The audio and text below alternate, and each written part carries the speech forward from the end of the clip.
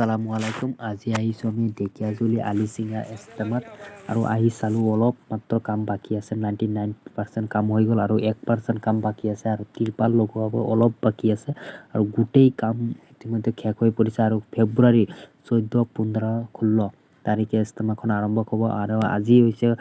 ফেব্ৰুৱাৰী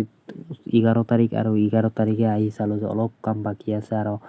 বেছি সময় 2-3 দিন মাত্ৰ সময় মাত্ৰ আছে আৰু মোৰ পিছফালে ইয়া চাবই পাৰিছে আপোনালোকে অলপমান মানে তিৰপাল লগাব বাকী আছে আৰু আমি মানে 10-12 জন একেলগত আহিলোঁ এটা গ্ৰুপ চিষ্টেমত কাম কৰিবলৈ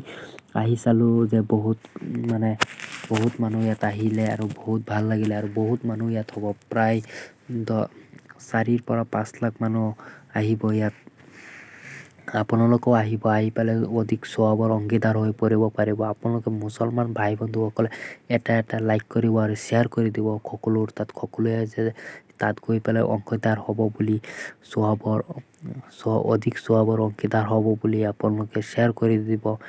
আৰু সময় আহি পালে বেছি দিন নাই আৰু বাৰিষাৰ বতৰ যে বতৰখন অলপ বিয়া মানে বতাহ চলি আছে গাইস আপোনালোকে আহি পেলাই জলদি যিমান পাৰে গাইস কামটো কৰি দিব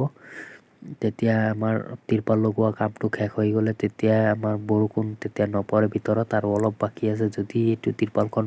লগাব নোৱাৰি তেতিয়া হ'লে আমাৰ যিমান সাথী ভাইসকল আহিব তেওঁলোকে বহিব নোৱাৰিব অসুবিধা হ'ব আৰু পানীখন কমাই গ'লে আমাৰ সকলোৰে অসুবিধা হ'ব সৃষ্টি যেন হ'ব আৰু গাইস আপোনালোকে যিমান পাৰে ভিডিঅ'টো শ্বেয়াৰ কৰি দিব যিমান কাম বাকী আছে আপোনালোকে আহি পেলাই চালে তেতিয়া গম পাব যে কামখন বাকী আছে কামখন কৰিব পাৰিব আৰু এইখন নৰ্থ ইষ্টৰ ভিতৰত ইজতেমাখন পতা হৈছে ঢেকিয়াজুলি আলিচিঙা ফেব্ৰুৱাৰী 14-15 তাৰিখে ইজতেমাখন আৰম্ভ কৰা হৈছে আপোনালোক আহক বুলি